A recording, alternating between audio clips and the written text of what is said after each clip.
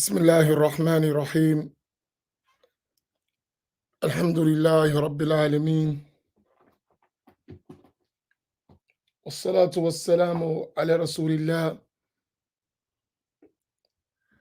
وعلى آله وصحبه أجمعين. اللهم علمنا ما ينفعنا وانفعنا بما علمتنا وزدنا علما. اللهم لا سهل إلا ما جعلته سهلا وأنت تجعل الحزن إذا شئت سهلا. سبحانك لا علم لنا إلا ما علمتنا إنك أنت العليم الحكيم. أسأل الله تبارك وتعالى أن يجعل نياتنا خالصة لوجه الكريم. السلام عليكم ورحمة الله تعالى وبركاته. Inshallah ta'ala, I ask all of you to tag your friends, brothers and sisters, families, fellow 3453 family members, Black Roundtable attendees. Please tag as many people as you can. Share the video. It's a very important discussion that I want to have with you based on the conversation we had last night on the Black Imams Roundtable.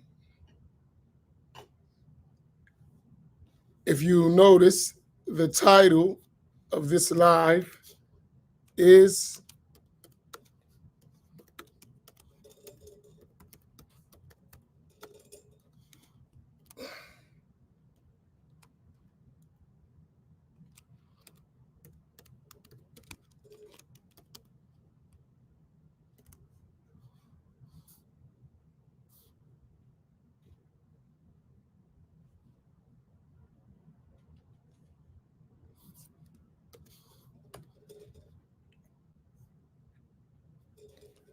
The Art of Deflection, Aqidah Wars.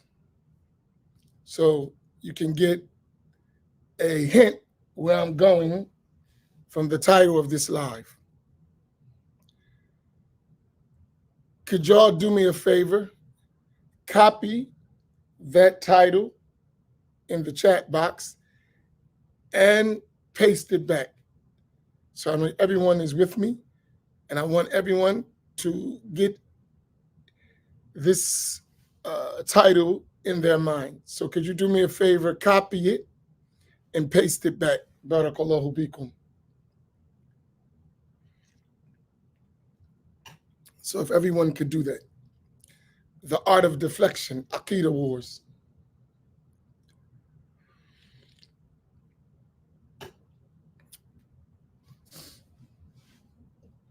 It's very important that we understand a few things.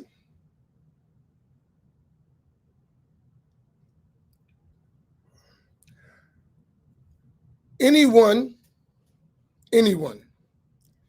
who tells you that Aqidah is not important has done you a great, severe disservice. I'll repeat that. Anyone who tells you that Aqidah is not important has done you a great, severe disservice.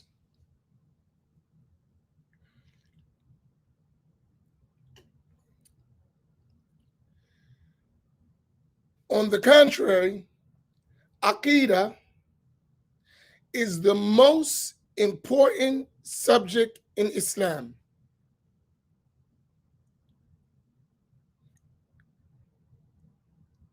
Our creed, our belief system is the most important aspect of Islam.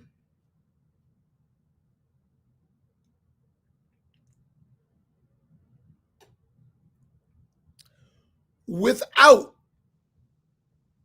the correct Aqidah, one will face severe consequences for that in the hereafter. One may die as an innovator who deserves to be punished in the hereafter, depending what one believes. So that one is going to be facing the potential of the hellfire because of that innovated belief. The worst case scenario is one has a belief that is blasphemous, kufr. And because of that belief, one became a non-Muslim and died in that state. They will be tortured in the hellfire forever. And the only way to get to paradise is to die upon the sound Aqidah, the correct belief. Hence, based on Aqidah, you will either eventually be of the people of paradise or the people of hellfire. With that understanding, that is by consensus, there is scholarly consensus, al-ijma',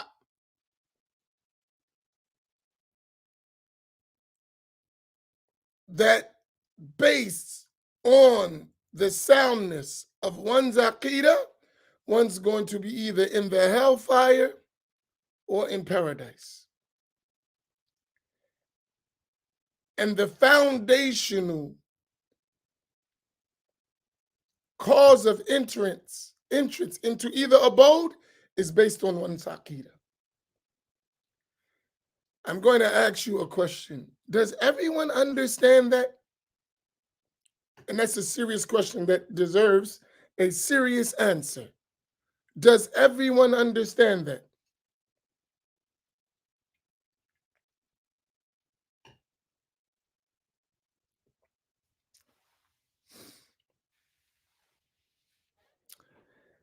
Since that is the case, and we understand that,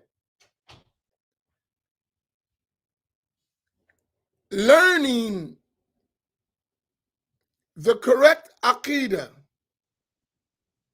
as opposed to the false Aqidah, creed, belief system, is extremely important because of what the result of this issue is,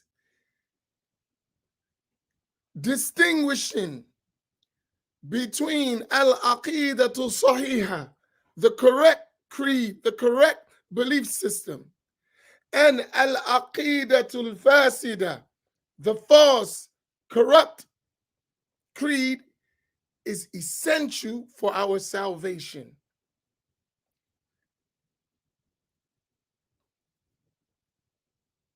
So yesterday, I spent last night looking through the comments.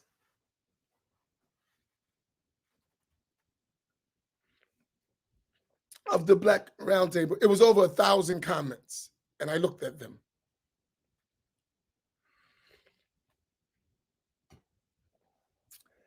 And I noticed this trend to say, oh, the Aqidah wars.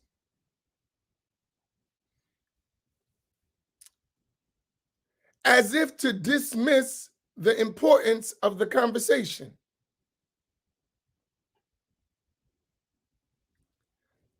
Aqidah wars. As if to dismiss the importance of the conversation.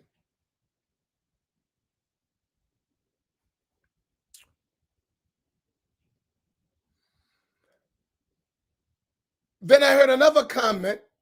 I read another comment. It said, this has been going on for 1,000 years.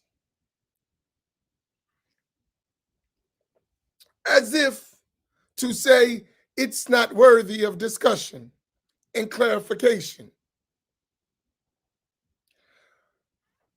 And since we were on a Black Imams Roundtable, I was thinking about something while I was reading those comments and similar ones.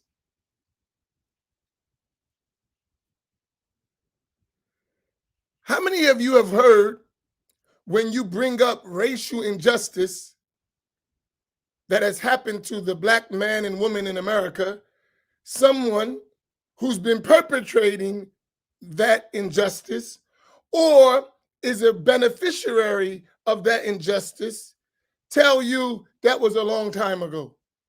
How many of you heard that? As a Black man and a Black woman in America, someone tells you when you bring up the issue of racial injustice, the one who's actually doing it or has benefited from it tell you that was a long time ago. Why are you still talking about that?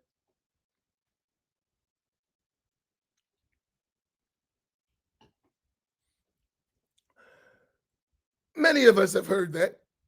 Do you accept that as a way of deflecting from the injustice you're talking about? Do you accept? There's injustices, and then they say, oh, that was a long time ago. Why are you pulling out the race card? As a way of deflecting from the issue at hand, which is your racism or your practice of injustice.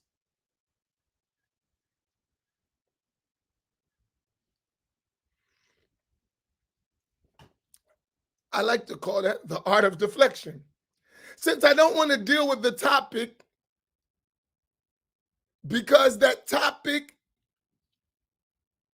is going to address some matters that I have in me, I'm going to get away from that topic as best as I can. And the easiest way to avoid the discussion is deflection. Let's talk about something else. Not that. But this is what's happening. Why are we talking about that? We're talking about this. Right? So this keyword, Aqidah wars, is what I call the Islamic art of deflection. No one's at a war. And if it is an Aqidah war, we didn't start it. So it don't apply to us. We didn't start it. We're responding to what someone has laid out. And we're not intimidated or inferior or uneducated in order to make us succumb to the false claims in the creed. I'm telling you, I know it like I'm looking at the back of my hand. Many people have been bullied intellectually,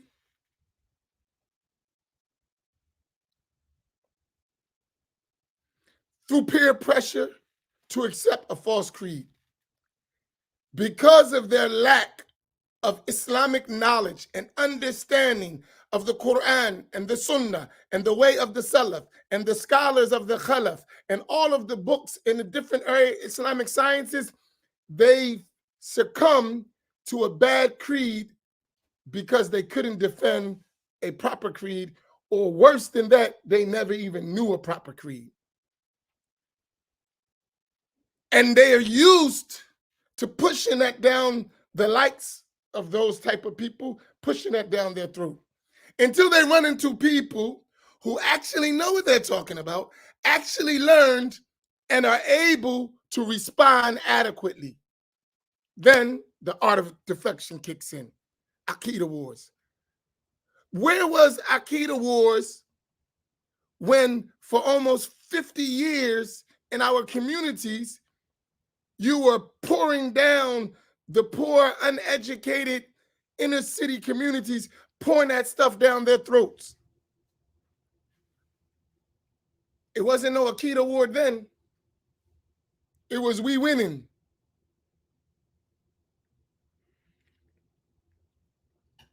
Now, all of a sudden, when the people of Ahl Sunnati wal Jama'ah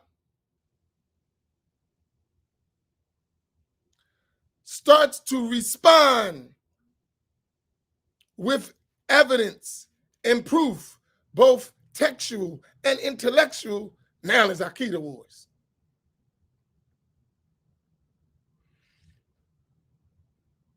Don't fall for that stuff.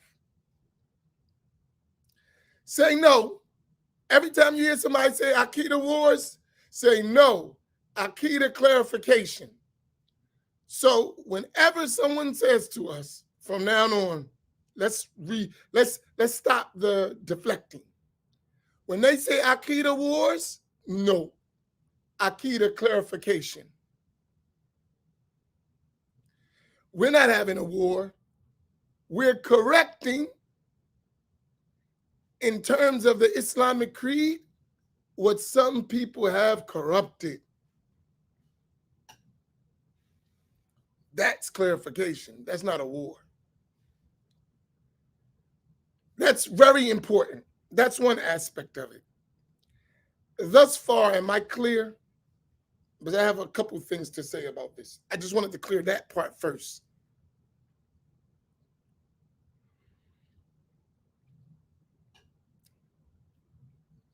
Now, let's move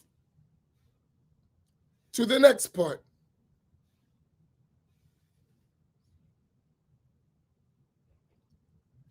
Identity theft. Identity theft. I'm going to ask you a question.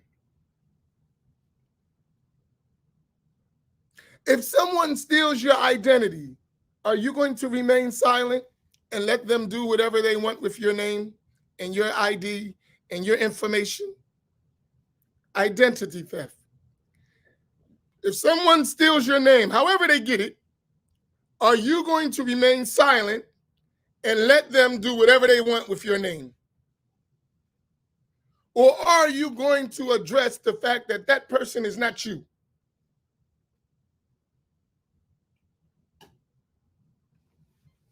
Okay.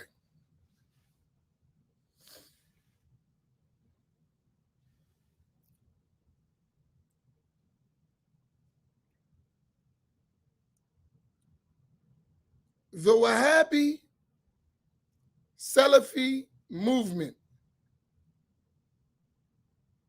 has done identity theft with the name Ahl Sunnati wal Jama'ah.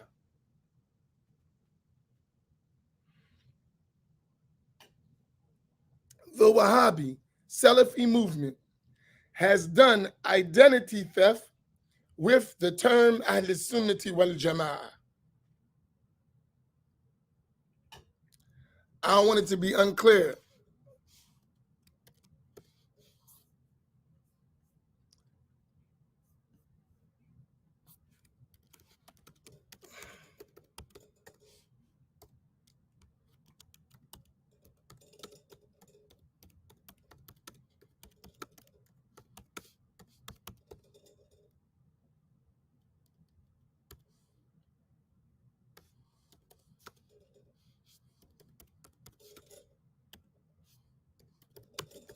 Sorry, I'm not a fast typer like those women.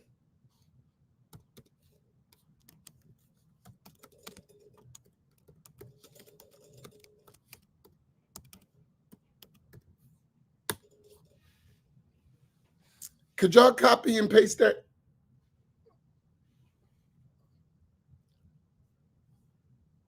So there's no, because sometimes, you know, people can't repeat what you say. So therefore, if we paste it, post it, and repaste and recopy it, copy and paste, that way, no one can say we said something we didn't say. We all said, no, this is what we said.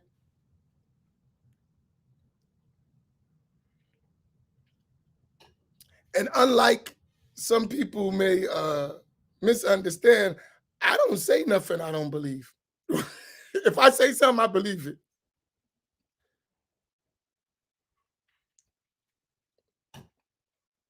And most likely I can prove it. So what is meant here, you get all these synonymous terms and change meanings to the meaning no longer means the same thing to people it meant before. That's identity theft.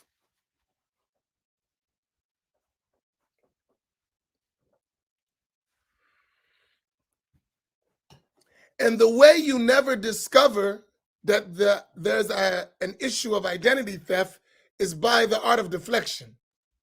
Let's avoid the discussion so you don't detect that I stole your ID.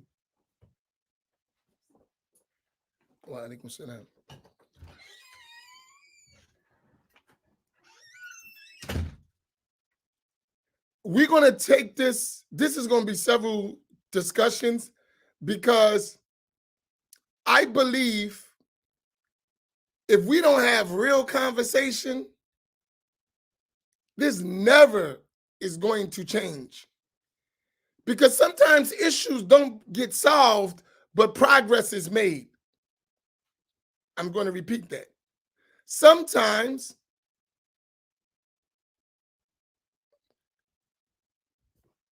right, you don't solve an issue, you make progress towards solving the issue. And having these discussions is us making progress towards the solution. Not going to happen overnight, but we must have the discussion. And too many of us check out when we have to think. We check out when we have to think. So you got views and they sound similar, but they're opposing, and you don't want to use your brain to figure it out. You check out. Oh, they're just arguing. I'm not arguing at all. No matter how it sounds, it's not an argument. This is a discussion. And all discussions are not timid. Some discussions get heated. It's still a discussion. The tone may be different. It's still a discussion.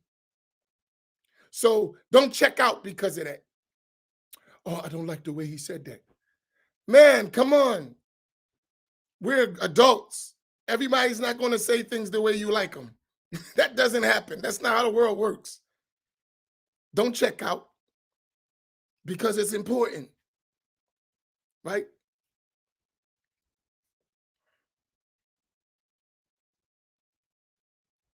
Don't check out. We must understand this because our salvation depends on it. I'm not checking out. No, let's quit. I understand. Maybe that wasn't the best way to say that, but alhamdulillah, I'm not going to be distracted from the issue because I ain't like the way you said something. We're going to keep going in that issue. We're going to solve this problem.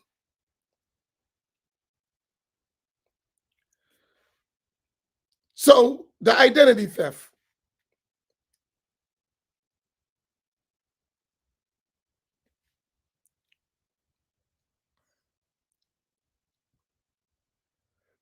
You have people saying Wahhabi, Salafi, Athari, Hanbali is all the same. I'm going to put these up. Terms are important. Wahhabi, Salafi, Athari, and Hanbali.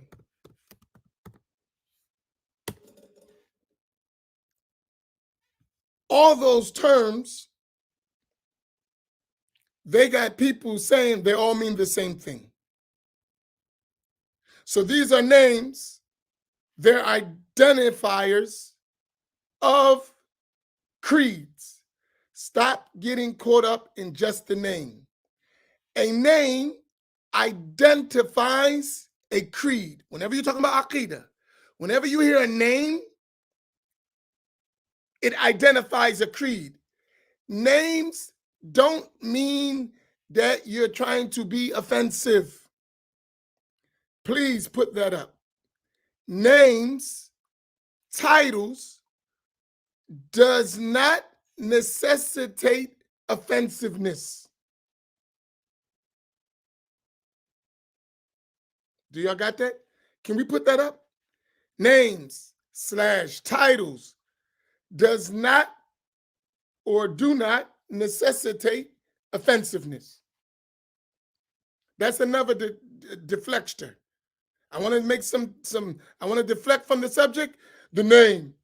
Names identify things. They're not necessarily to be meant that they're offensive. Now I'm going to ask another thing.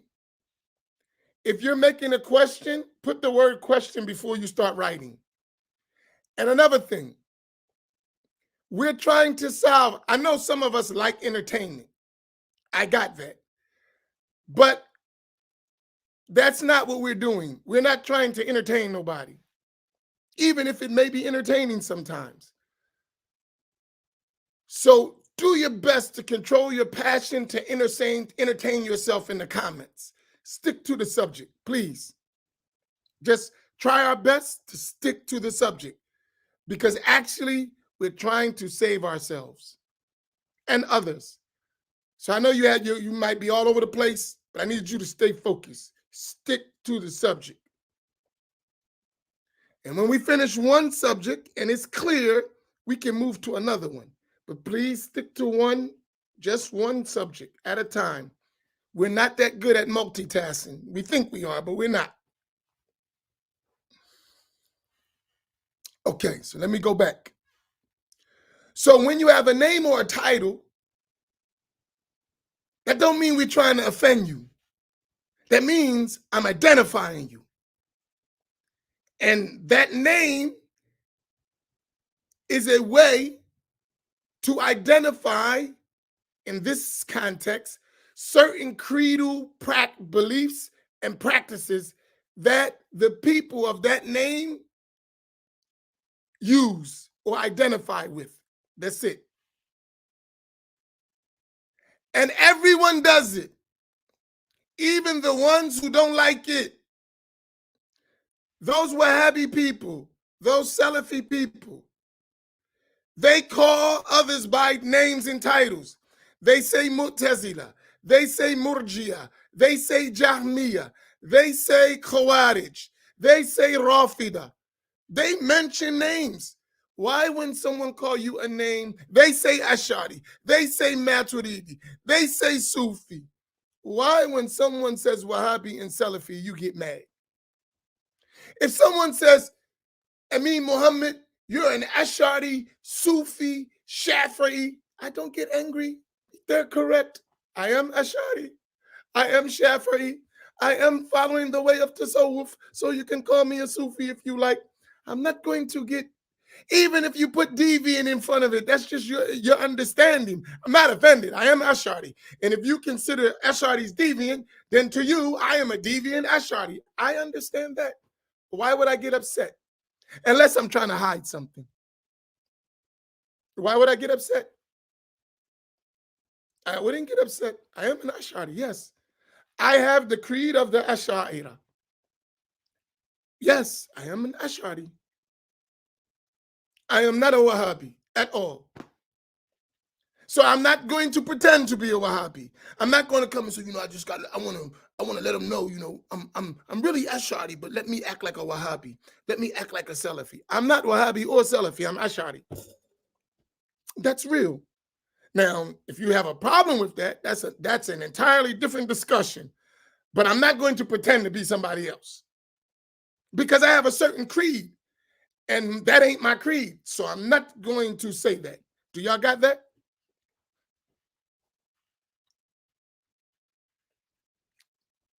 So when we say Wahhabi and Salafi, I'm talking about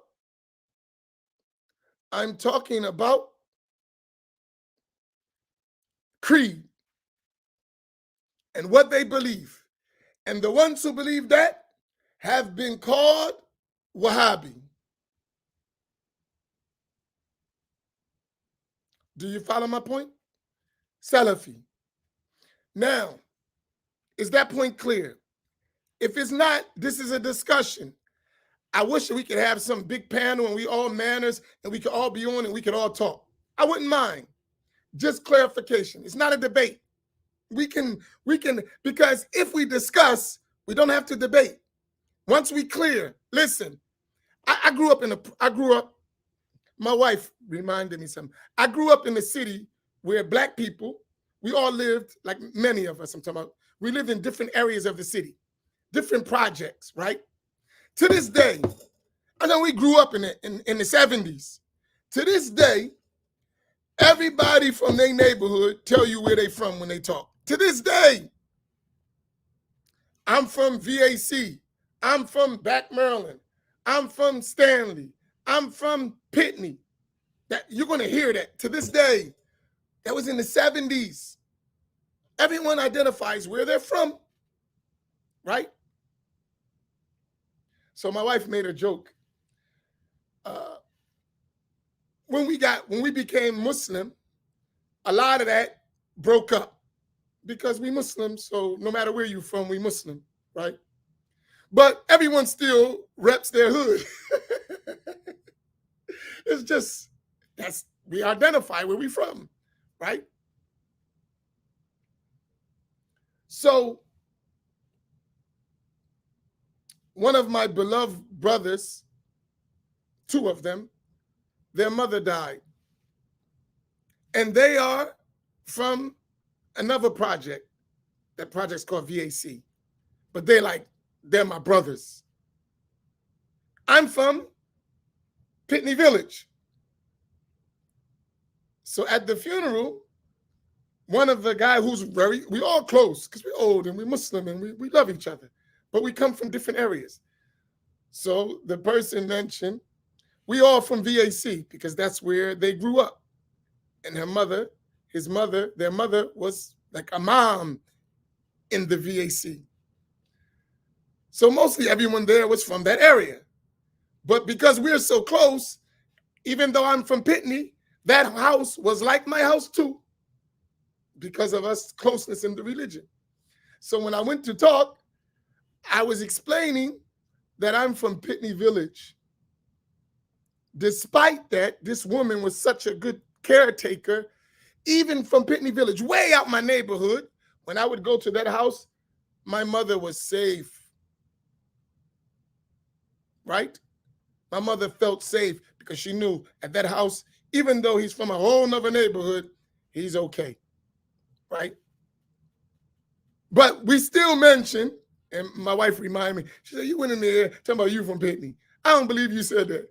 No, I was just showing how valuable that woman was to all of the kids, right? But because of how we just identify where we're from, I'm making a point. And no one got angry because he's from Pitney. That's true. He's not from VAC. I'm not like the mayor or something who lived across the street and act like I'm from VAC. No, I'm actually from Pitney. That's a joke we do with the mayor. I'm from VAC. No, you from across the street, right?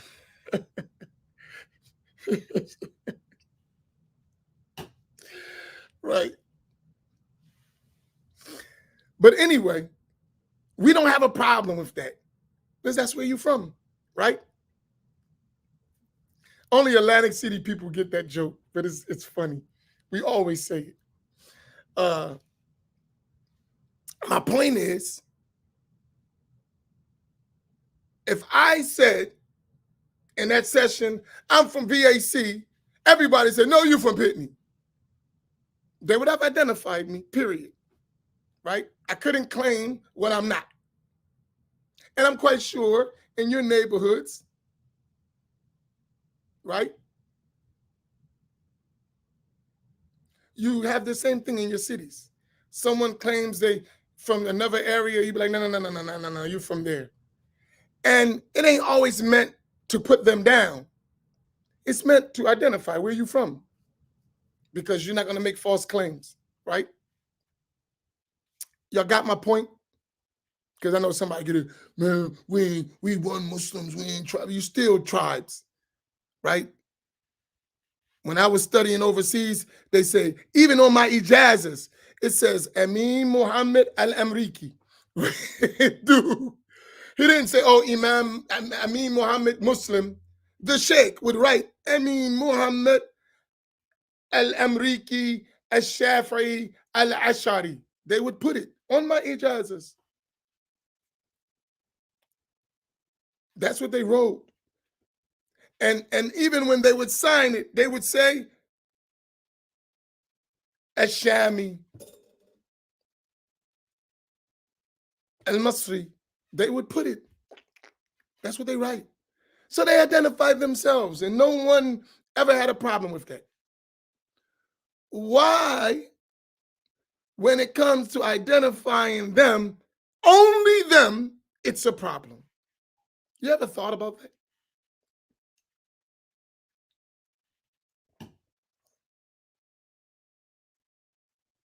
Only when it comes to identifying you, it's a problem.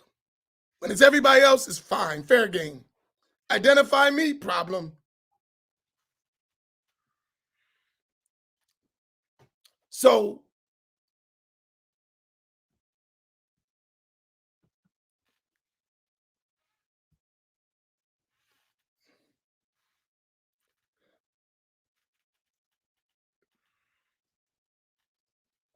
let's clarify the identity theft. Let's go back to that point I made. The Wahhabi Salafi have done identity theft with the term Ahl Sunnati wal Jama'ah. Right? That's a fact. I'm going to show you something quickly to show you that there's a problem here. 1 second.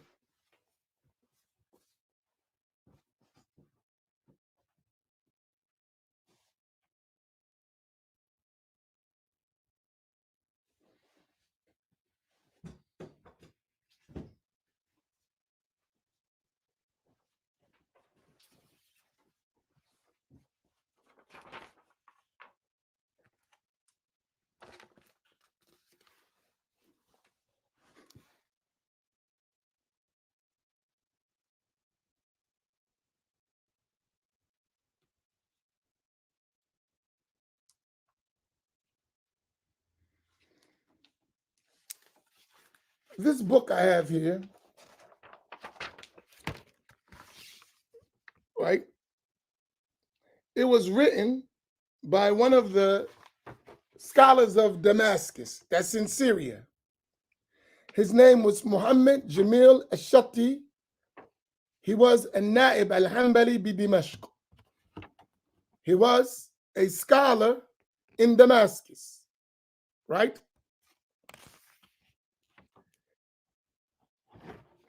Way prior to our time, right? In this book, in the first 3 lines of the book,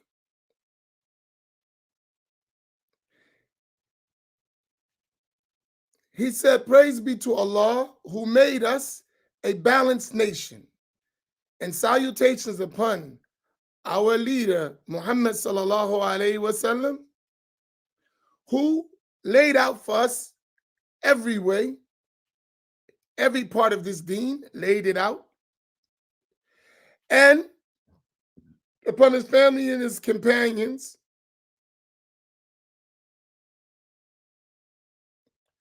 who followed him in his ways, right? Then he mentioned what was occurring in Damascus about religious cases of the Wahhabiyya, the followers of Sheikh Muhammad Abdul Wahhab, the scholar from Najd. All right. This is a Hanbali. And I just want to show you the word Wahhabi. Right there. If you can see it, I'll leave it for a second. Let me make sure my hand is right over it. Right there. You see the word Wahhabiyya? I lift it up just so you can see it.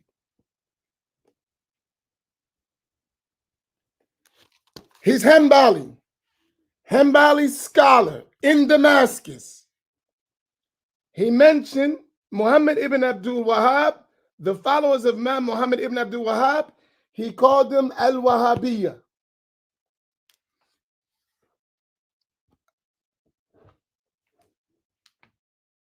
Okay? That's in Damascus. I don't have the Arabic book, but I would suggest all of you get this book. And even this person who wrote this, right? This book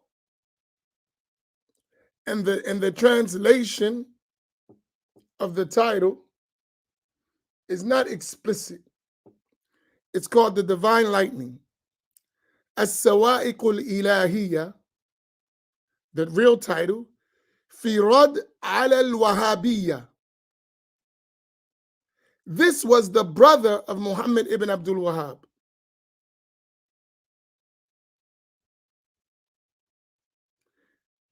He called his own brother and his followers al-Wahhabiyya. That's in Damascus. That's in his area. His family, his brother, called them Wahhabiyya.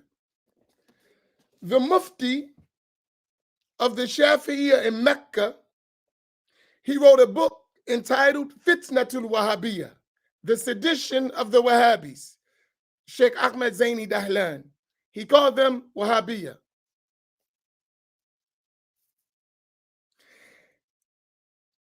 In Yemen,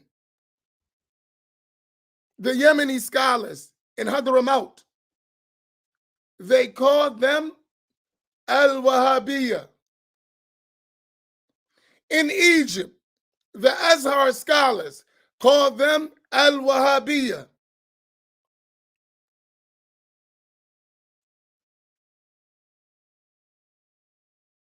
In Africa, the scholars of that time called them Al-Wahhabiyya.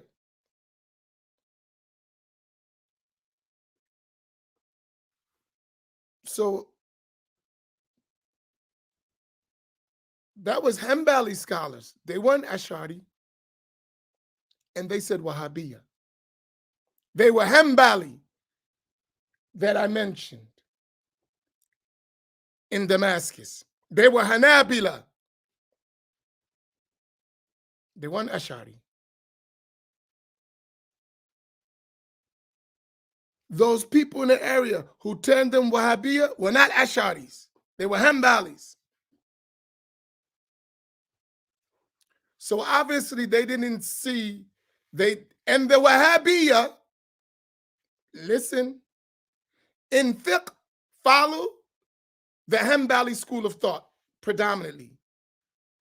The Wahhabiyya, the followers of Muhammad ibn Abdul Wahhab, in fiqh, they follow the Hanbali madhab in general.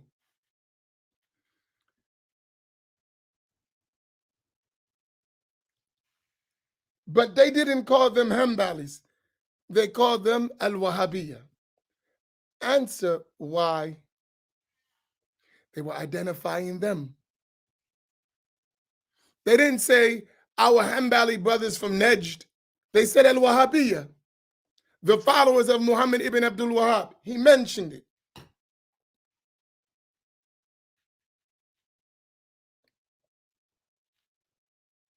So there's a reason they called them that. It wasn't insulting them, Ash'aris who don't like you.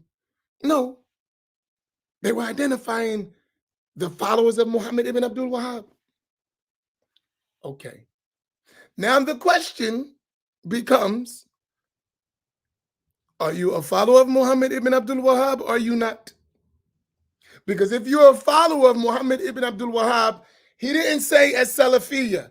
None of them said fitnatu Salafiyya or sawa'ik al-ilahiyya fi rad ala Salafiyya. They didn't say that. They said al-Wahhabiyya. So that was just 240 years ago. And after, they didn't say Salafiyya, they said Wahhabiyya. So that's what people knew you as. That creed that you're talking about, that's what the people called it in that time. They didn't say Salafiyya. They didn't. So that's what is the identifying factor is. Is this point clear? I could go all day with that. I'm just giving you examples. I go example, example, example, example all day long. Do you got my point? So it's not offensive. It's just to identify a creed in a group of people. Now, those same people who don't like it go in their libraries and see their books of creed. What are their books of creed? The first books of creed they study are the books of Muhammad ibn Abdul Wahhab.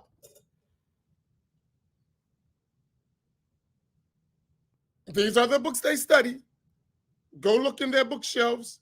If they're really upon the Salafiyya way, the first books they study at the beginning level are the books of Muhammad ibn Abdul Wahhab. That's true.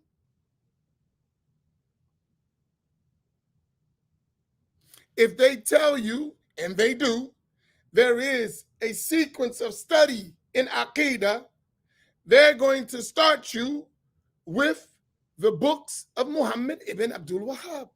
That's true. And then from there, they're going to go the books of Ahmed ibn Taymiyyah, but not before the books of Muhammad ibn Abdul Wahhab. That's true. No doubt about it. So the books of Muhammad ibn Abdul Wahhab were known in his time and the subsequent years as the books of Al-Wahhabiyya. Simple. That's a fact. So you want to take the name away, but you want to keep the thing that identifies those creed. You want to keep the creed, but don't tell me the name. When that's how we identify that creed. Because you're saying it's the creed of Ahl Sunnati wal Jama'ah. And people don't agree with that. No, that's the creed of Al-Wahhabiyya.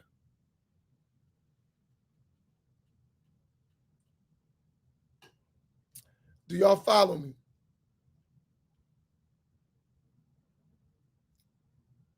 Do y'all follow me?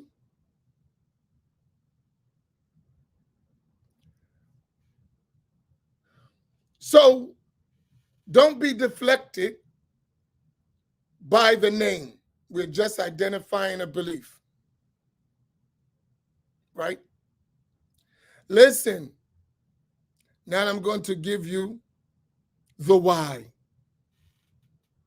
You know why they don't want you to say Wahhabiyya?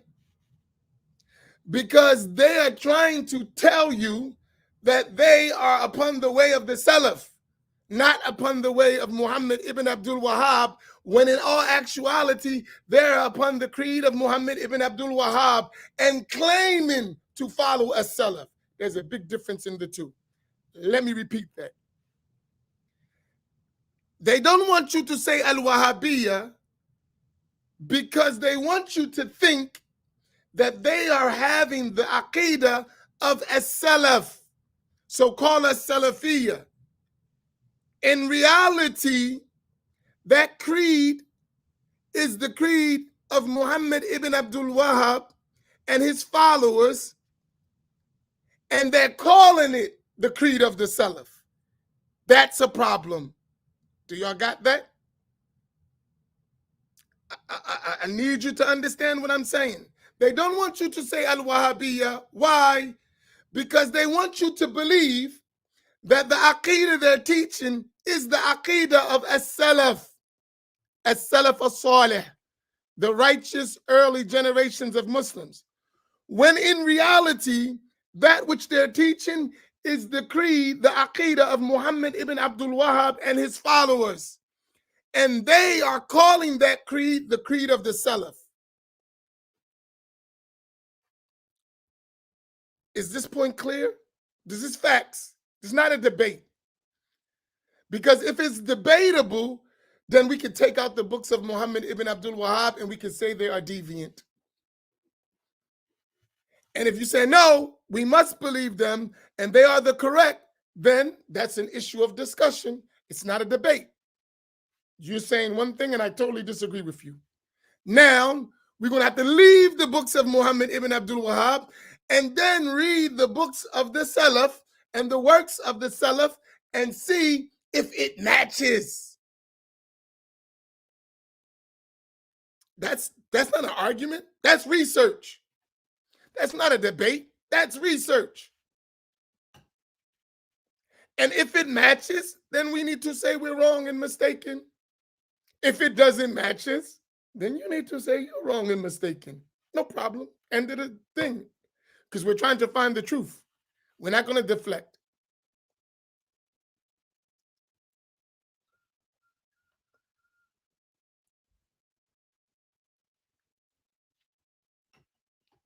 Do y'all follow what I mean? So that's an issue of discussion. That's not an argument. And I don't care how knowledgeable you are, it's not going to change facts. Right? I don't care how knowledgeable you are, it doesn't change the facts.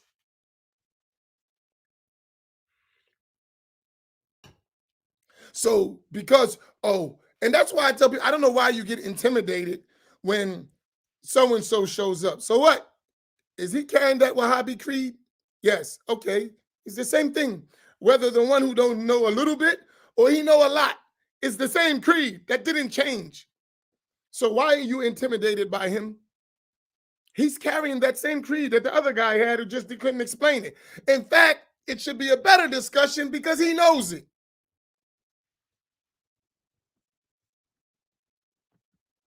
It should be a better discussion. You actually know what he doesn't know. This one's unlearned.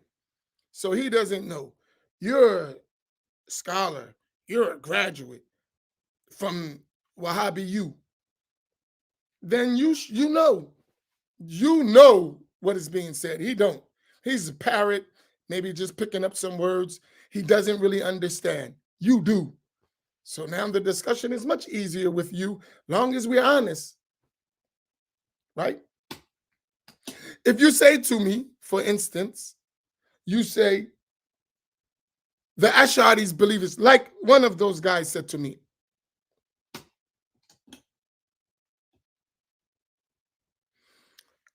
I was talking to one of their big, he got kicked off the Minhaj now, and I think, no, he may be that, I don't know. Anyway, he was big in those days. He said to me, I had a discussion with him. It wasn't a debate, it was a discussion. He said, the Ash'aris only believe in 7 attributes.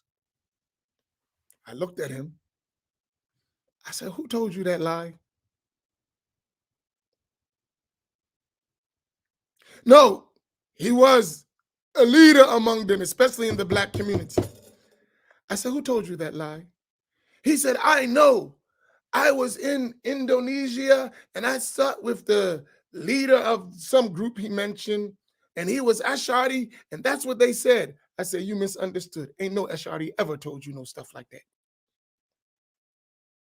What you may have heard is that they mentioned 7 attributes that are a personal obligation on the individual, but never did you hear them say Allah only has 7 attributes. You misunderstood.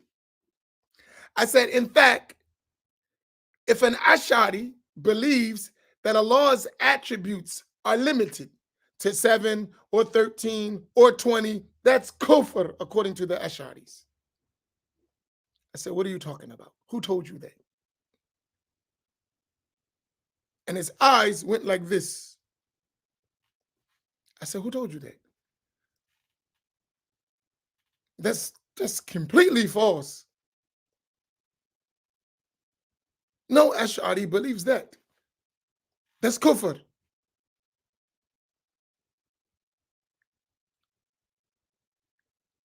So that means there's not a debate. You don't understand. You misunderstood. And we should clarify your misunderstanding. That's like I just said.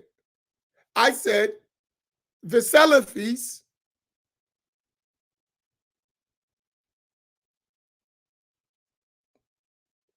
they believe in their curriculum of study that the primary books at the first level for a person to learn about Islamic creed is the books of Muhammad ibn Abdul Wahhab. That's a fact. Right? That's a fact. All right. Forget you. Forget me.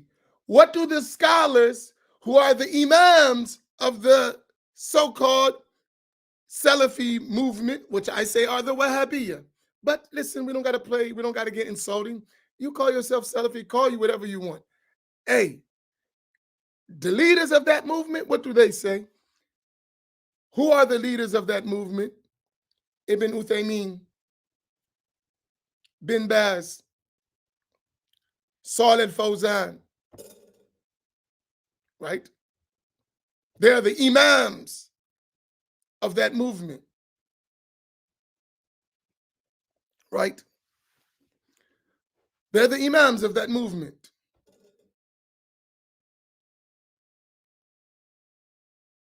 They're the imams of that movement.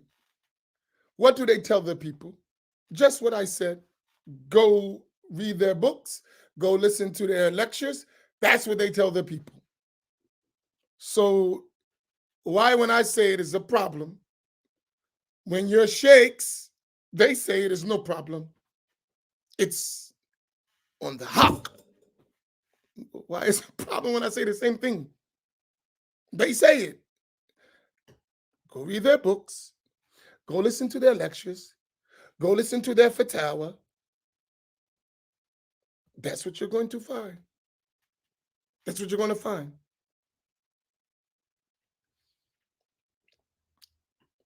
And what the Hanabila known those people as is Wahhabiyya.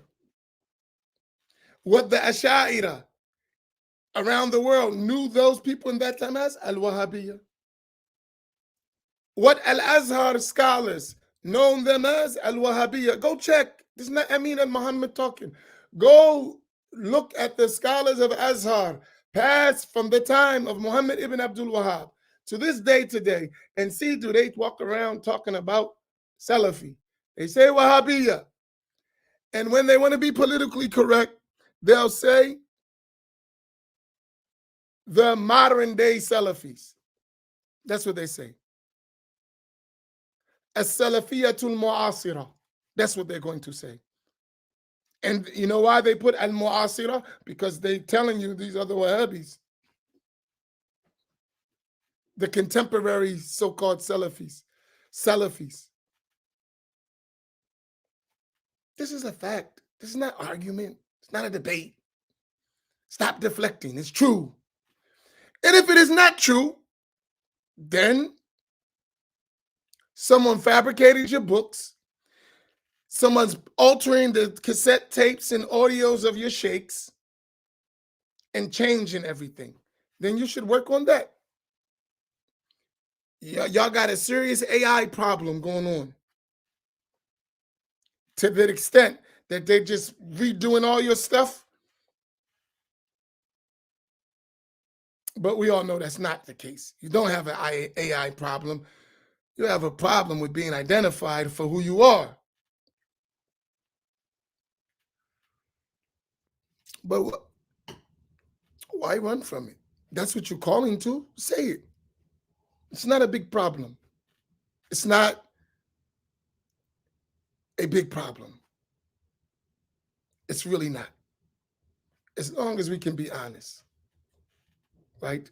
It's not a big problem. We're just going to be honest and we're going to speak the truth. Now that that's understood, I'm going to have to stop, but I'm going to continue, inshallah, over the next couple of days. I cannot guarantee the exact precise time, so you have to keep your notifications on. It'll be sometime in the morning. I may even do something at night because I want to finish this, right? Because I think it's important, right?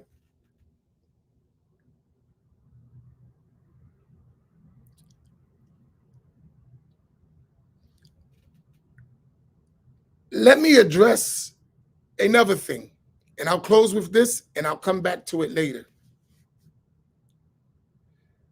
There is a serious fabrication on the Salaf, the early Muslim generations, the first 3 generations after the Prophet sallallahu alaihi wasallam. There is a fabrication on them. Now I'm bringing it to our context. That they're using terms with the Wahhabi understanding and applying it to the belief of the Salaf. Follow me. They're using terms with a Wahhabi understanding and then applying it to the Salaf.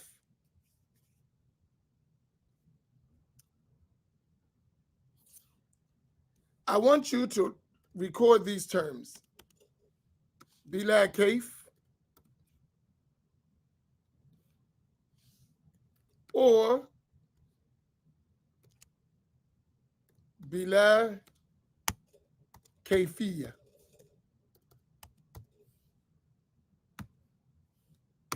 Which means literally without a how. Could everyone copy that? It's very important. I want to address this.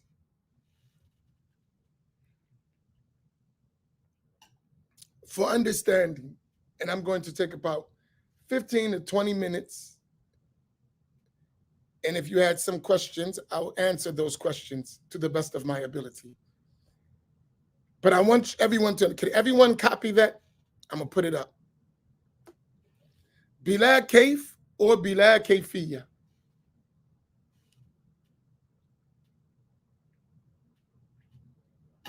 And there is other way. They could say, right? Can everyone copy that? Please, everyone copy that.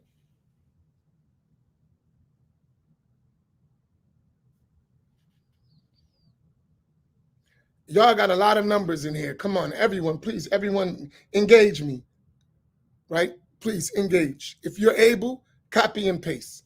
It doesn't require much. Doop, doop, you finish. I want to clarify this. This is a problem.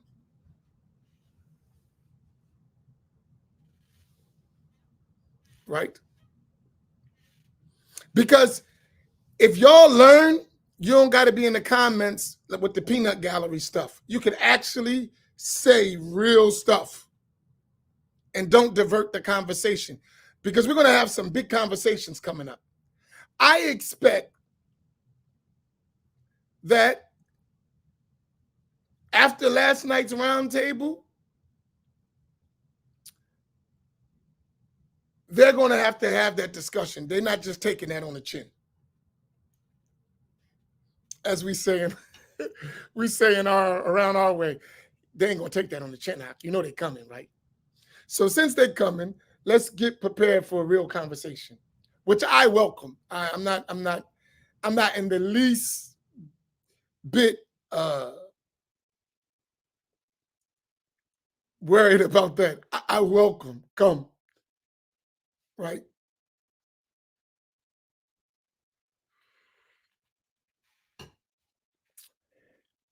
Now, let's deal with this term bilad kayf, right? Or bilad kayfiyya.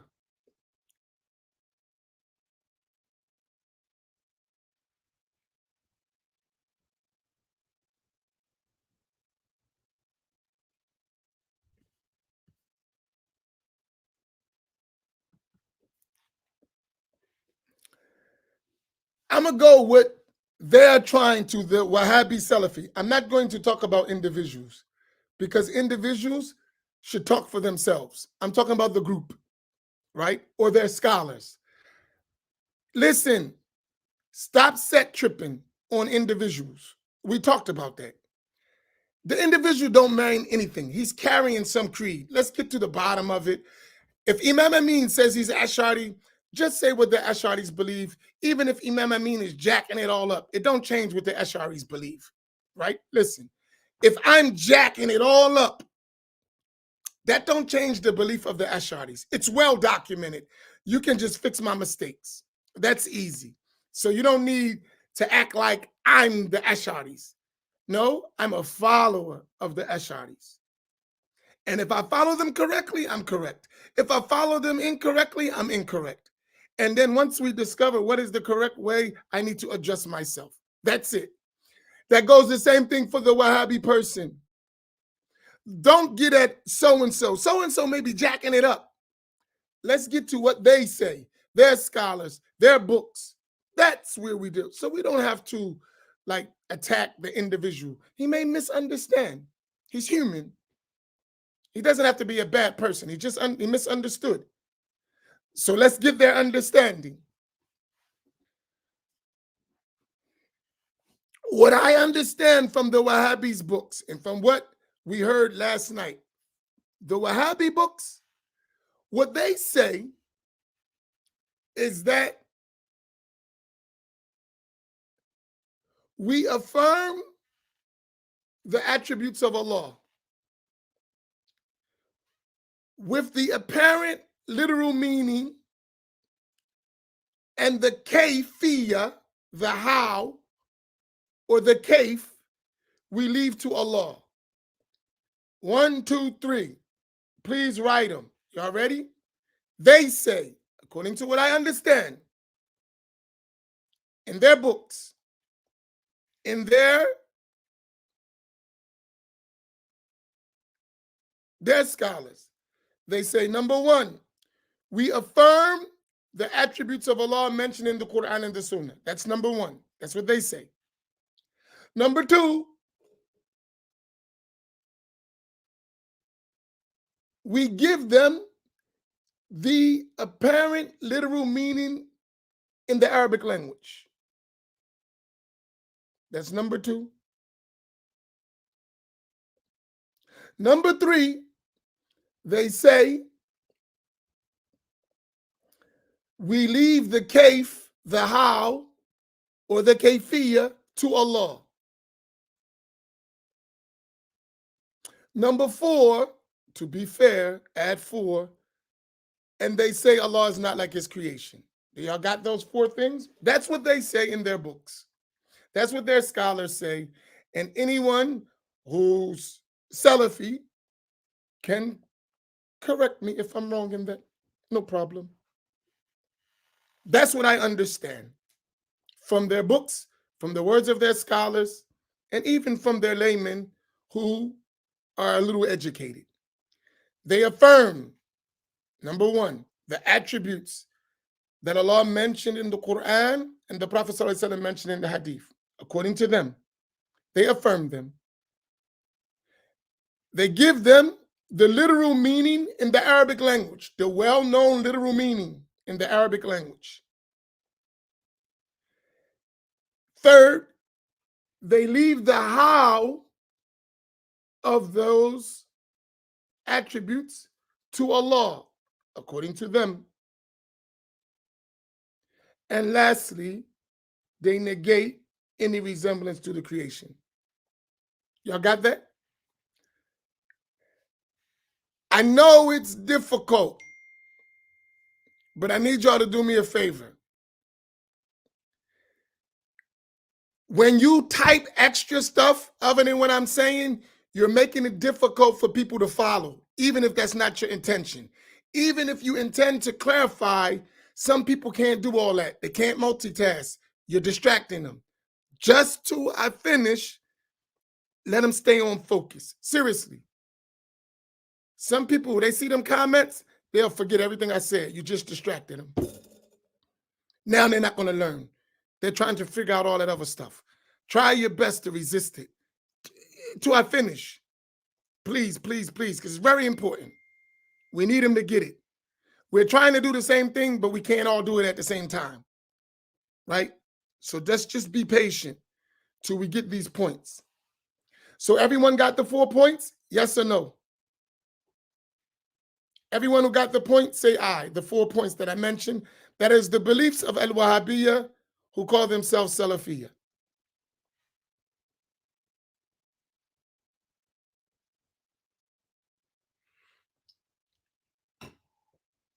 Let me see, Sister Samira put that up. Okay, they say in their books, from words of their scholars, number 1, they affirm the attributes that Allah mentioned in the Quran, the words of the Prophet ﷺ in the Hadith. Number 2, they give the apparent meaning in the Arabic language. Number 3, they say we leave the kayfiyya, which is how, to Allah. And 4, they negate any resemblance of Allah to his creation. Right. Everyone got that? Let me see what Malika put. She's a typer too. The Wahhabi. We affirm the attributes mentioned in the Quran and Sunnah, both. We give them the apparent literal meaning in the Arabic language. We leave the how to Allah, and they negate any reason. That's what they say. Good. Everybody got that? Okay. That is not the belief of the Ash'ariyah and the Maturidiyya. We don't accept that at all.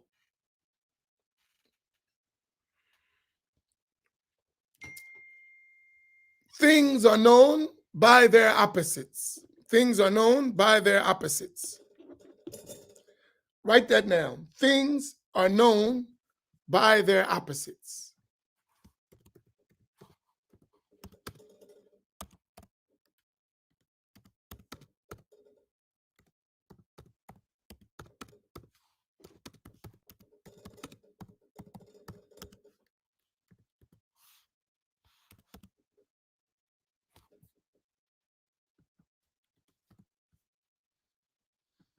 That's very important.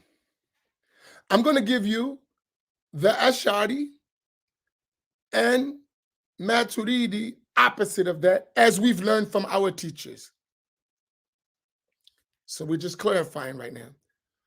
If the Wahhabis disagree with that, then they can disagree and tell us what they mean. That's what we understood. That's what's in their books. Right? That's what their scholars said. Okay. That, unless we just misunderstand them, that could be a possibility. To clarify. I misunderstood you. Clarify it. No problem. If that's what you're saying, we totally disagree with that. Now let me go to the Ash'aris. And I'll say Ash'ari. And when we say Ash'ari, we mean Maturidi. And we include anyone who has the foundational belief of them. Number 1, now this is the Ash'aris. Y'all ready? Our foundational approach, the safest approach, according to the Ash'aris, is this. It's the safest, not the only approach, but the safest approach when we have no fitna. When there is no confusion, the Ash'aris agree that this is the safest approach to this issue. Y'all ready? Number 1, come on, let's get it together. I'm leaving the opposite up. Number 1, we affirm the attributes mentioned in the Quran and the Sunnah. That's number 1. This is the Ash'ariyah, right? Number 1, we affirm the attributes mentioned in the Quran and the Sunnah. Number 2, we negate the apparent literal meaning that applies to them in the Arabic language. We negate that.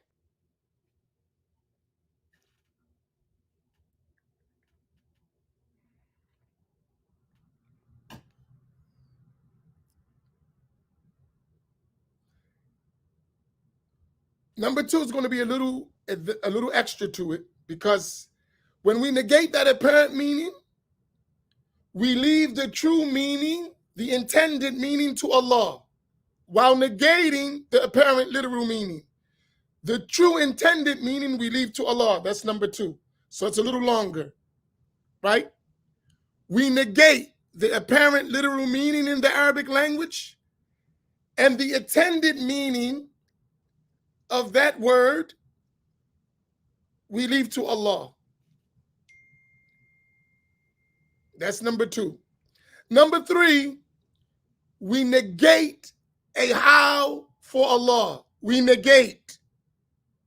We say how is impossible to attribute to Allah. We negate how. We don't leave the how to Allah, we negate it. And the fourth, we negate any resemblance to Allah, to his creation. Do y'all got that? So number two is a little bit extra, because to explain. So I just used 4 for 4. Did everyone got the 4? I'll repeat it for the Ash'aris. We affirm the attributes of Allah mentioned in the Quran and the Sunnah. Number two, we negate the apparent literal meaning, and we leave the intended meaning to Allah. Number three, we negate how in relation to Allah. Number four, we negate any resemblance to his creation. Can we give the Ash'ari side? This is the safest approach.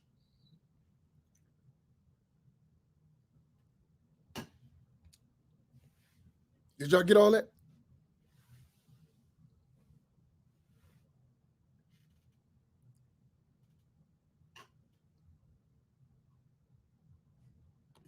All right, let me follow you. Ukhti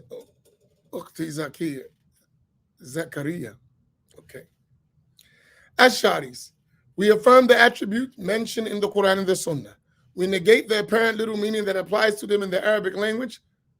While we negate the apparent little meaning, we leave the true meaning to Allah. We negate a how for Allah Ta'ala. We say how is impossible to attribute to Allah Ta'ala. We negate any attribute of the creation to Allah. Great. Let me read Malika. Our Ash'ari, our foundation approach, when we have no fitna, of course, there's no problems. We affirm the attributes mentioned in the Quran and Sunnah. We negate the apparent little meaning in the Arabic language, leave the true intended meaning to Allah. Number three, we negate a how for Allah Azza wa Jal. Number three, we negate the how for Allah. Number four, we negate any resemblance to the creation. Good. Just making sure we're all on the same page here. The Ash'ari say the safest approach is this. Number one, we affirm the attributes mentioned in the Quran and the Sunnah. Number two, we negate the apparent meaning that applies to those words. We leave the true intended meaning to Allah. We negate the how in relation to Allah. We say how is impossible for Allah. Number four, we negate any resemblance to the creation. Good. Does everyone understand that? I didn't ask you for a debate. I asked for clarity. Do you understand what I'm saying that I understand as the one who's conveying? Is it clear? Is it clear what I said? Both sides. Did y'all understand?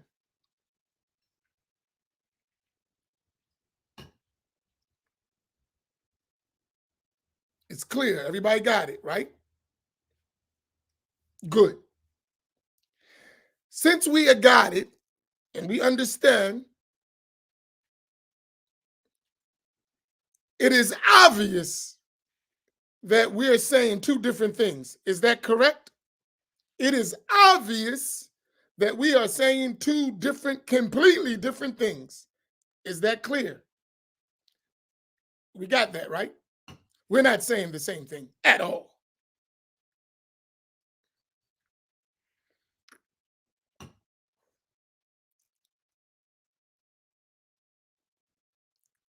Distinctly different. Not at all close to being the same thing.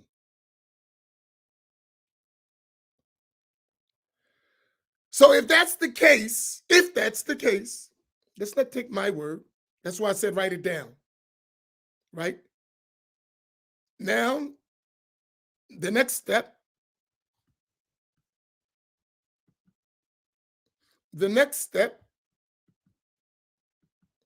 is to prove all that. But let's lay the foundation. We have it. Because this is the argument, quote unquote. This is the disagreement. So let's clarify it.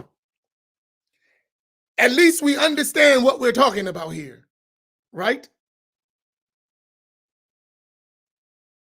We clear what we're talking about. So there's, we don't got to argue about what we're talking about. We're clear. We know exactly what we're saying. You know what the Wahhabiyya, Salafiyya are saying, and we know what the Ash'ariyya are saying, and the Maturidiyya, and those who are similar to them. That's the safest approach, right? Now, the Ash'aris and the Maturidis and the Hanabila do have other approaches. That's not the foundational approach. They have other approaches, but right now we're talking about one that is clear, that we all agree on. We agree. No one who's in the Ash'ari going to argue what I just said, who understands the Ash'ari creed and hasn't been affected by Wahhabi sympathy.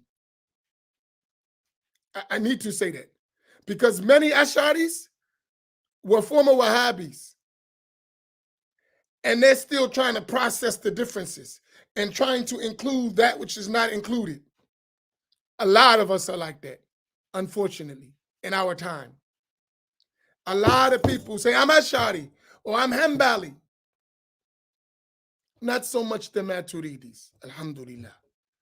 But definitely among the Ash'aris in our time, definitely among the Hanabila, are those who used to be Wahhabi, and they're still trying to reconcile these differences because it goes to the heart of their love. Friends, family, themselves. It's hard letting go, boy. It ain't easy. But let's just take the covers off. Say, no, you have to let go. Nicely, gently, make a snatch, but come on, man. Let that stuff go.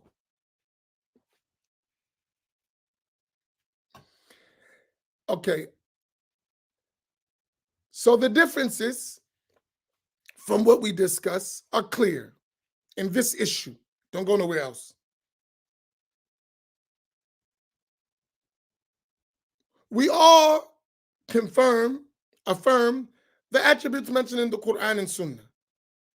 They're mentioned in the Quran and they're mentioned in the Sunnah. So no one's going to deny that. The only problem you could have is what one considers an attribute and others may not consider an attribute and give alternative meanings. But the attributes that are well-known attributes, no one differs in that. There are some attributes that some believe are attributes and others, they don't agree. That's not an attribute of Allah.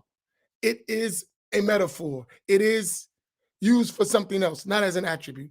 But that's only a few terms, so we don't need to go deep into that. That's more another stage of the discussion. But those which are agreed to be attributes, no one argues with that. It's in the Quran and it's in the Hadith. So stop saying someone denies the Quran and Hadith. That's not true. They affirm it. The problem is their understanding. It's not affirming the attribute. It's how you understand the attribute. That's the issue, right? So they say the literal meaning that's well known in the language. You know what that means? That means the first meaning that comes to your mind when you normally hear the word. So when you hear this word, what normally comes to your mind is this meaning. That's the apparent meaning. Even if it has other meanings, That's not the first initial meaning that immediately comes to your mind when you hear the word, without any other context. Just you hear the word, that's what you understand. Unless it's put in a certain context to give a different meaning. That's the apparent meaning. So that we disagree with. We don't, as Ash'ariyah, we don't accept that. That the apparent meaning that comes to the mind is not befitting to ascribe to Allah subhanahu wa ta'ala. So we negate that. However, there are meanings that are befitting, but we don't assign a particular meaning to say that's what Allah intended exactly by that attribute.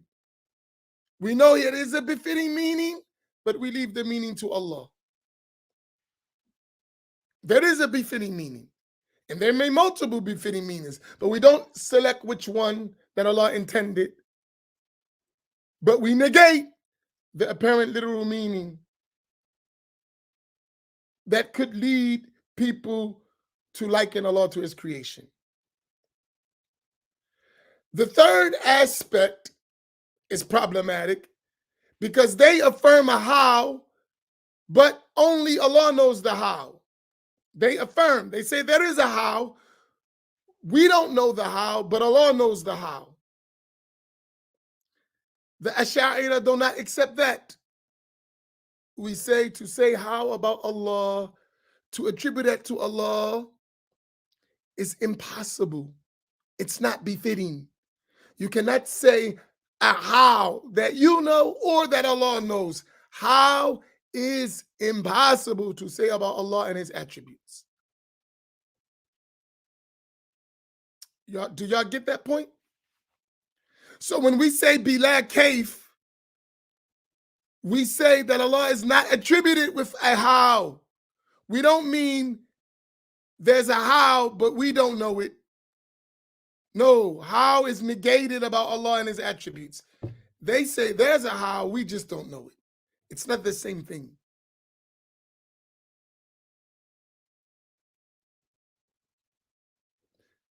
The last part, we both say that Allah is not like his creation, but the Ash'aris say when you say a literal meaning and you say a how, that is resembling Allah to his creation. So even though you say we don't resemble Allah, his creation, but by affirming the literal meaning and saying there is a how, that in it itself is the essence of likening Allah to his creation. Do y'all got that? So even though at the fourth level we're saying the same thing, the Ash'aris don't accept that from you. Why? Because when you affirm the literal meaning and you affirm a how, that in itself is the essence of likening Allah to his creation. Is this clear? I don't think this is like complicated, unless you're not listening.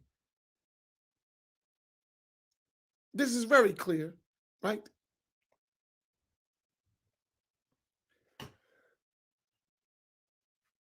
And I'll stop there, long as everyone understood. Please, before I go to other questions, is these points that I just mentioned extremely clear for everyone? If you have a question specifically about those things I just mentioned, please put question and ask. I want to make sure we leave with that clear.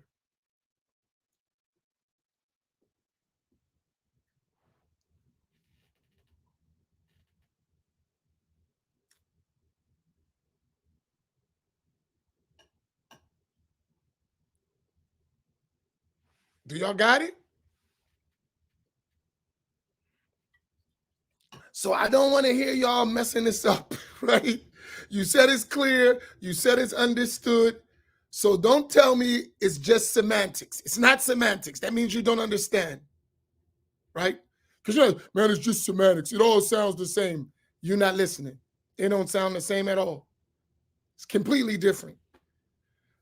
So either you don't understand or you're not listening.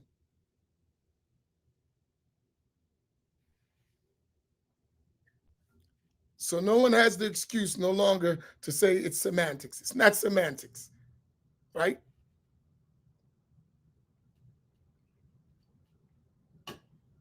It is not the same, and it's definitely not semantics. It's a clear, distinct difference of approach.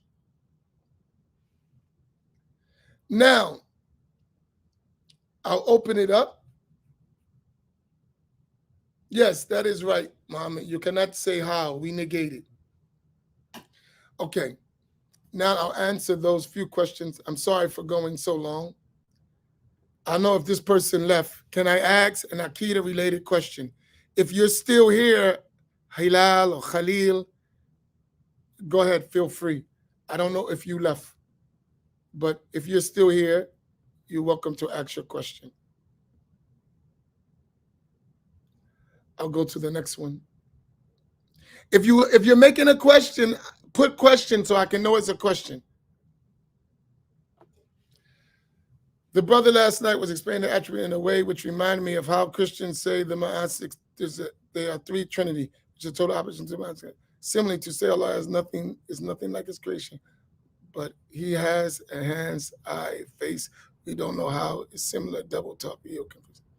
So we clarified that. So we don't need to go to Trinity. Let's stick to what we're talking about, even though all those things, because people going all over the place. Stay where we at. If we understand what we were talking about, the rest of this stuff becomes easy. So I got your point, but we don't need to talk about Trinity because they're not Christians. They don't believe in Christianity. They don't believe that they have a Trinity. So we're discussing something they don't ascribe to themselves. So let's deal with they ascribe, and that's sufficient.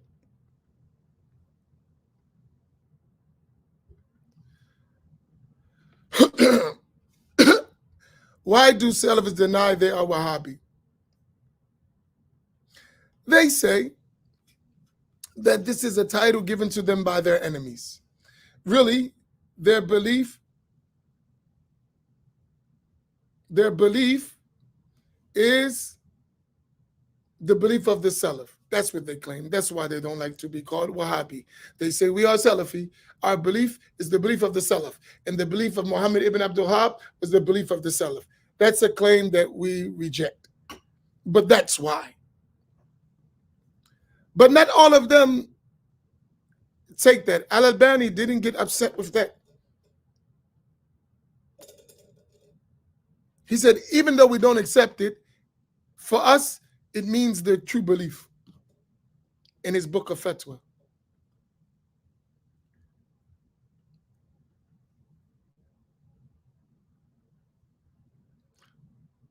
Yeah, the names is known, relating people to tribes, to places, that's known in Arabic.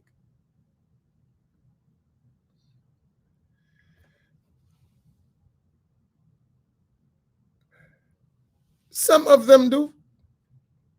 The early ones, they said Wahhabiyya. You read their early books, it's Wahhabis. They said Wahhabi. It's in their books. The early followers of Muhammad ibn Abdul Wahhab, they knew they had a da'wah that no one else had. They had a creed that no one else had. They considered everyone else as mushrikun, idol worshippers. And they just gave them excuse for ignorance. They said all of them are ignorant, and until the evidence is established, they're mushrik, but we're going to excuse them because they're ignorant. But once our da'wah is clear to them and they don't accept, they are considered disbelievers. That's in their books. And don't worry, we have the books. We'll show you.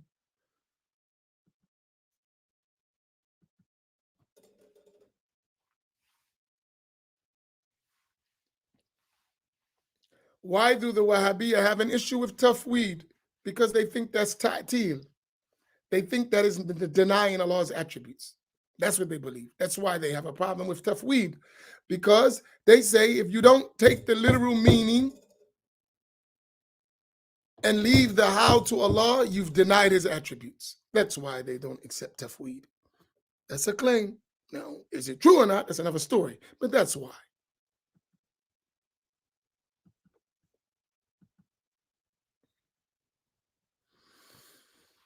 Not if you're calling them those names. I doubt if he's going to come. That's why y'all need to stop all that bad behavior in the chat box. Seriously. I don't think he's going to come if you call him names. I doubt it highly seriously. That's why y'all, it's fun, but it's not funny. You know, when we're in the comments cracking all those jokes and calling people offensive names that have nothing to do with identifying them, then I wouldn't come either. Why? This, you know what I mean? So don't call him Goldie. He doesn't accept that for himself. He said his name is Dhahabi. And though Dhahabi is related to gold, but he doesn't like the name Goldie. That's an insult to him. He doesn't call himself Goldie. So don't call him that. And please behave yourself, especially because that guy made a good point, Brother Bilal. You got a lot of people in the comments saying they're students of the 3453 family, but we don't reflect what we're talking about at all. They doing their own stuff. It has nothing to do with what we're talking about. But since we're talking and it's similar to what they do, they'll come on and act like we're saying the same thing, and we're not. We're about learning. We're not just about talking junk and name calling and you know, playing the dozens with people. We don't do that stuff.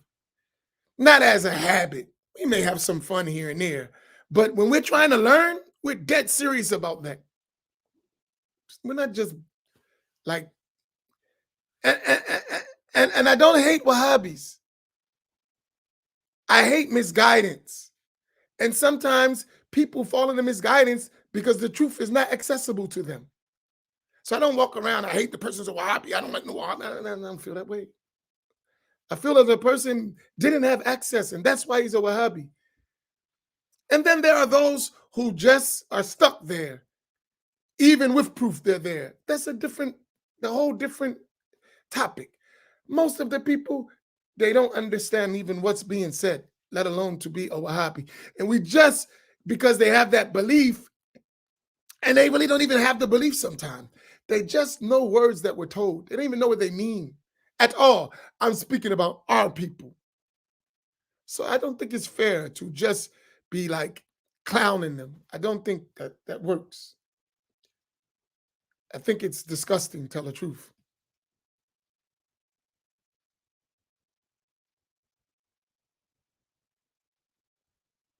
I think it's disgusting. So when you see people doing it, no, I don't approve of that. I don't at all. And those who know me, no, I don't approve of that. Especially when you can't really explain the creed of Ahl Sunnati wal Jama'ah, and you're jumping on this platform to get your stuff off because we're defending Ahl Sunnah, but you yourself, you got some stuff we don't even agree with. So don't accept that. That's why I tell you, stop looking at the comments and stop engaging the comments. Did you come to listen to the comments teach you and benefit from, or did you come to learn from what I'm telling you? If you came for the comments, then all those people making comments, they have their own page and their own Facebook. Go to do it with them. Don't bring that here. Y'all follow me? Am I clear in that? If you want them to teach you, they got pages, they got their own personal page, they got their YouTube channel. From where they're posting, you can go there and listen to that. If you get my point. But if you came to listen to what we have to say, then listen to us and stop engaging in that nonsense.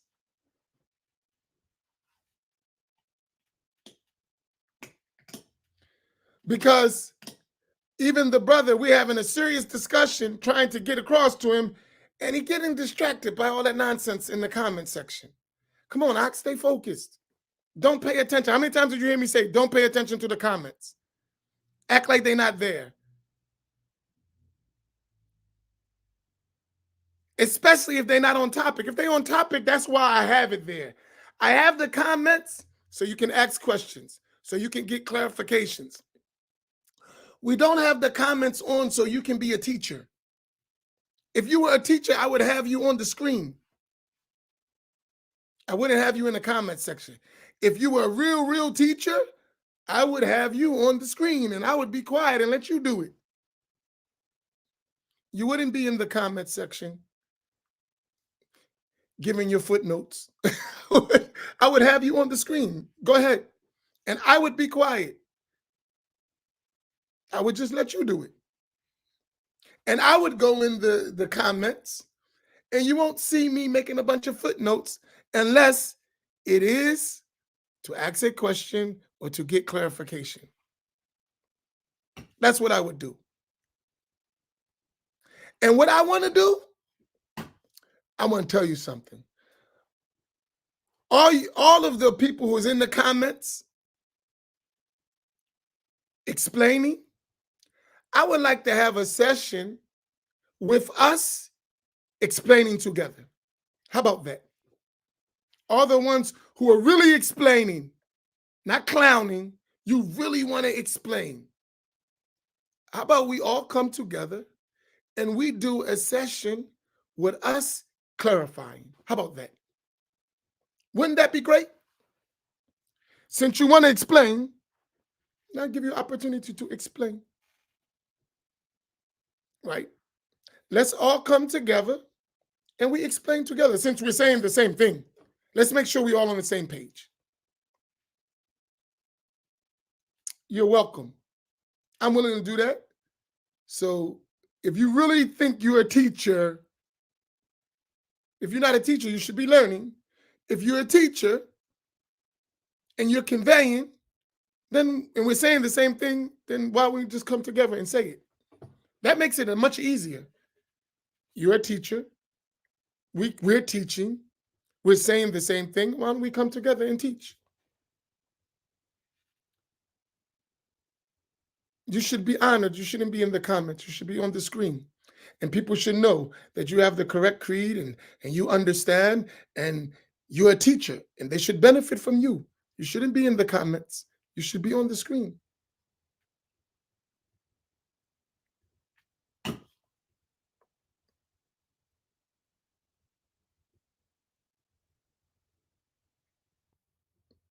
Okay. So please do me a favor. Can we agree to stop getting distracted by the comments? That's why I put question. I know you like to engage, but put the question. All right, I got to get ready to go. This has been long. Where?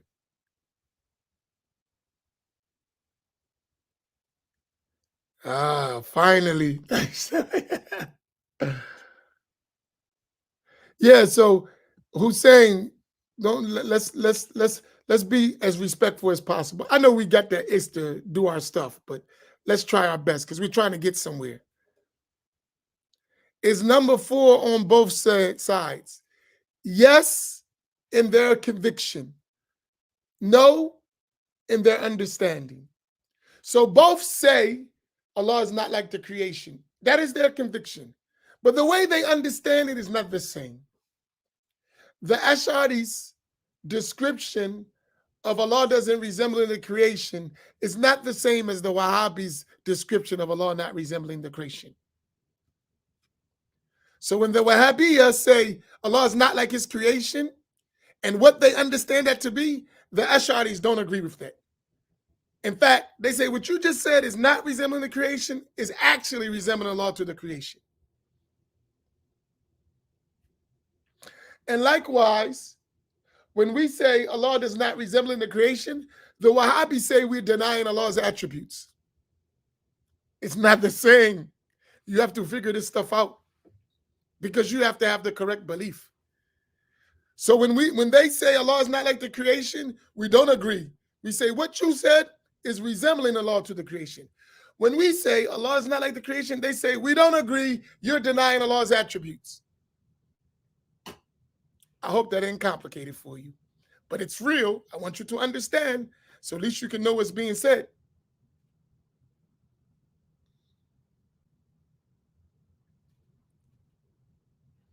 So even though it sounds the same, that's completely different too. It's not the same. Last question I have. The Saudi sheikhs are the imams of Wahhabism. Not are they corrupted, they are the leaders of Wahhabism. The Saudi sheikhs, and we don't say all because all is too comprehensive of every individual. We say the official doctrine of the Saudi government is Wahhabism. And the leading sheikhs of the Kingdom of Saudi Arabia, who are supported and understood by the government, are Wahhabis. Yes. Even though they may call themselves other than that. We call them Wahhabi.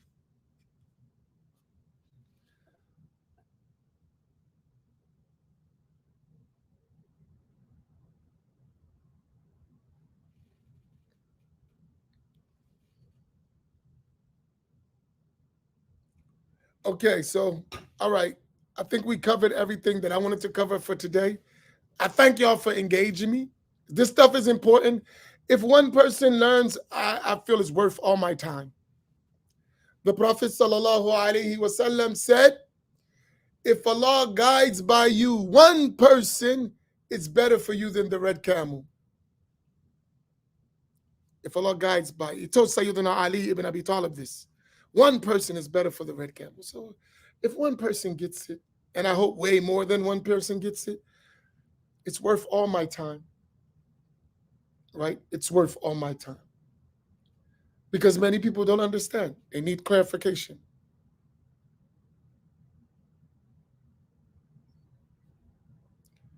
And I believe we are good people.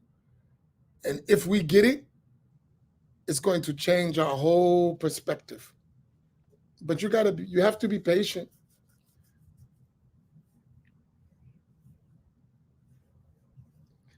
You have to be patient with us. We're learning. It's new stuff. You got different language, Arabic, you got all this stuff. We're not like Arabic scholars or anything. Some of us don't know Arabic at all. There's a lot of stuff. So that means the material's not available to us. Books are not available to us. We have a lot of challenges to overcome to understand this stuff. So don't take it personal. That's why I'm not afraid to talk to anybody. Why? Because I can say I don't know. And fine, now show me. There's no problem. I'm not some egotistical maniac who thinks I know everything. I know I don't know everything. There's a whole bunch of things I don't know. And every discussion, I'm going to learn something. I'm not afraid of discussions. And I'm not clout chasing, so you can't embarrass me.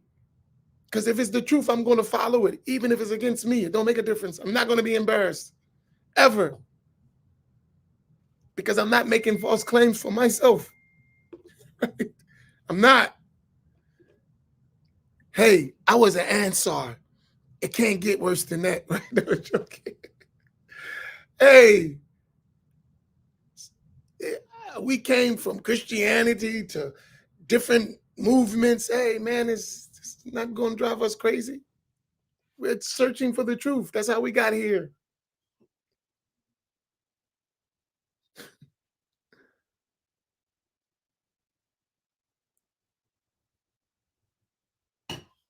Doesn't that make a difference? But I do know this. I maybe not be the sharpest knife in the drawer, right? That may be true. But I can read a little bit. I have a little bit of understanding. And I can recognize game. That I can do. So we have an old saying in the hood, right? You can't urinate on me and tell me it's raining. It's more raunchy in our vocabulary, but you can't urinate on me and tell me it's raining. I'm not that stupid. Right? That's it.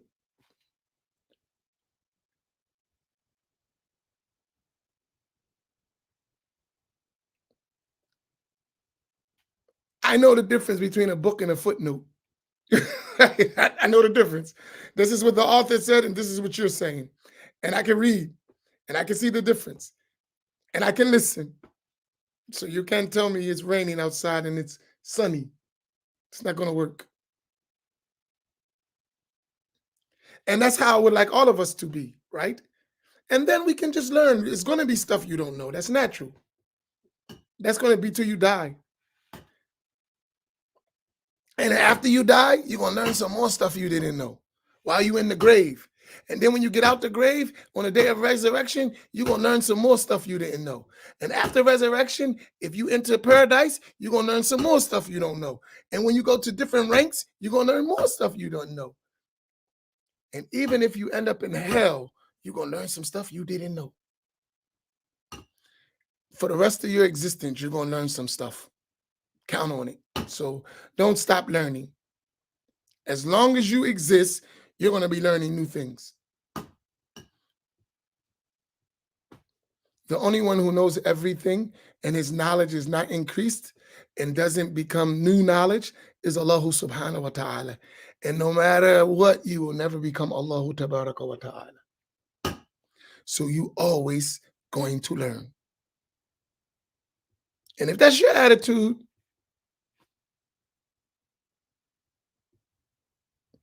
that's a good question.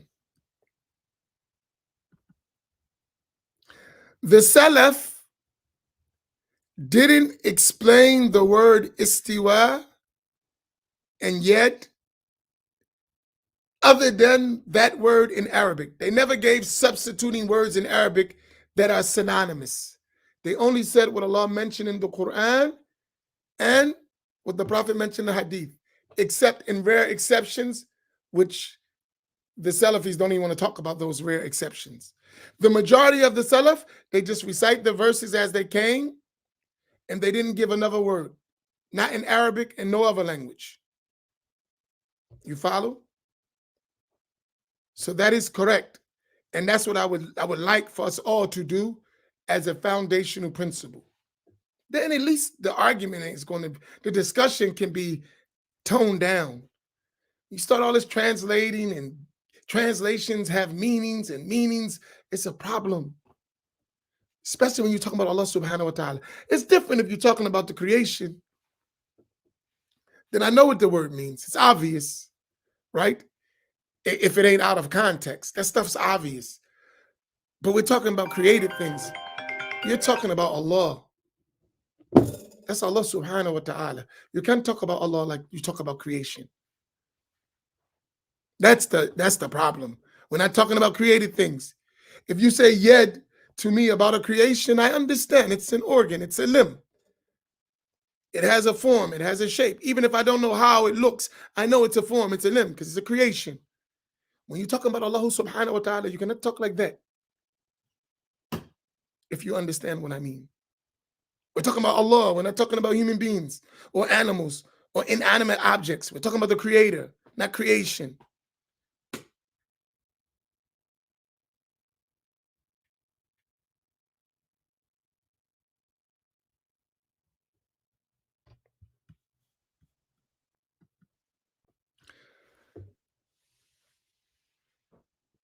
Why did he say we don't treat as-Sami'ul Basir as istiwa?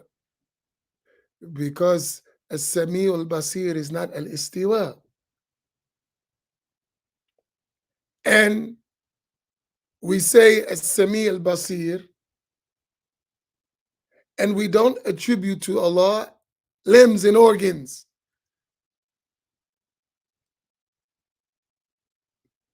But when they say istiwa, they attribute created attributes to the creator, and that's the problem. And if they don't mean it, just say, I don't mean it. You misunderstood. Okay, we misunderstood. No problem. End of the discussion. You believe what we believe. Okay, good. Finish.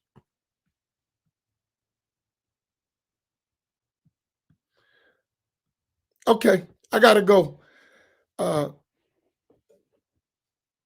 Don't be disturbed. Learning sometimes takes time.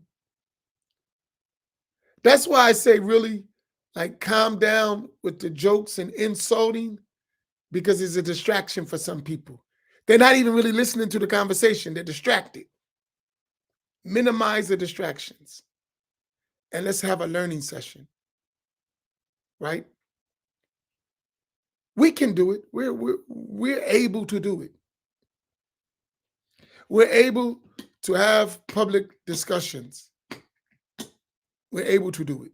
It's not impossible. And we're able to learn to understand and communicate with each other, even when we disagree. We're human. We're capable. We're intelligent people. We can do that. I had a guy call me a kafir, and I still didn't get all bent out of shape. I was like, he thinks that's kufr. He's mistaken. No problem. Let's fix it. He called me a kafir. And I believe the exact same thing he believed. He called me a kafir. I said, it's politics. I understand. It's politics.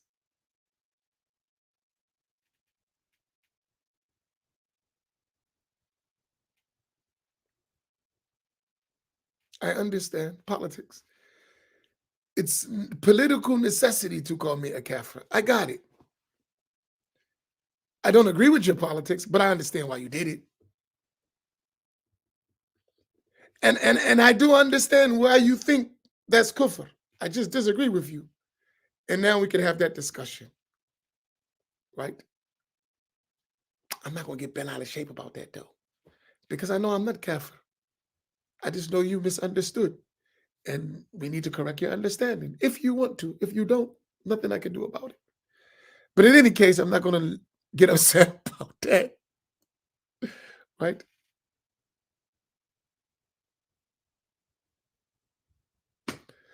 Okay. The dalil for the attributes, that's going to come. But if you go to, like, if you really want, we've done so many classes, total books of Aqidah, Atawiyah, An-Nasafiyah, so many books we've done. If you really want to know all of our proofs and evidence, we've mentioned them over and over and over again. So you just go to our channel and go down and listen to all the books, get the book, read the book along. You'll see we're not infallible. We make mistakes sometimes, right? We make, as my sheikh used to say, we make mistakes all the time. I could be right, I could be wrong. But nevertheless, we did give evidences for everything we said. We taught books, many books. So it's not like it's public. It's not like we're hiding. It's public. You could just access it. If we're mistaken, you can come back and say, hey, y'all were mistaken on that. If we see what you said, we'll say, yes, we were mistaken and we'll correct it.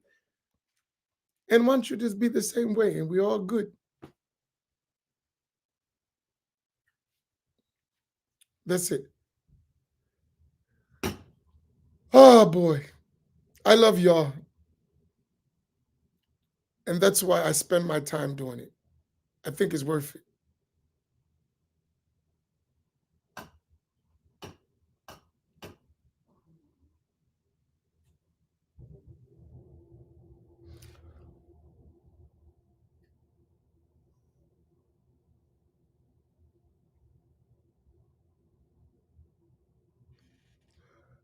Yeah, all right, I gotta go. But listen, keep that in point. Please, please, please, please, please, seriously. For us, if you really support what we're doing, behave yourself in the chat, because we're really trying to reach people, right? And we may not agree, but we want them to listen. But that name calling, I ain't talking about just saying Wahhabi, but you know that extra stuff. You know the extra stuff. That stuff is not helpful at all. It may entertain you, but you really messing it up, man. When you do that stuff, really, really, really, really. So stop. I don't accept myself. And you know me, I don't accept that stuff. I want us to learn. And we can't substitute the lack of learning with name calling.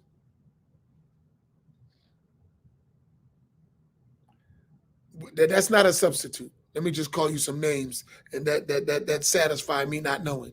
No. Learn and speak the truth.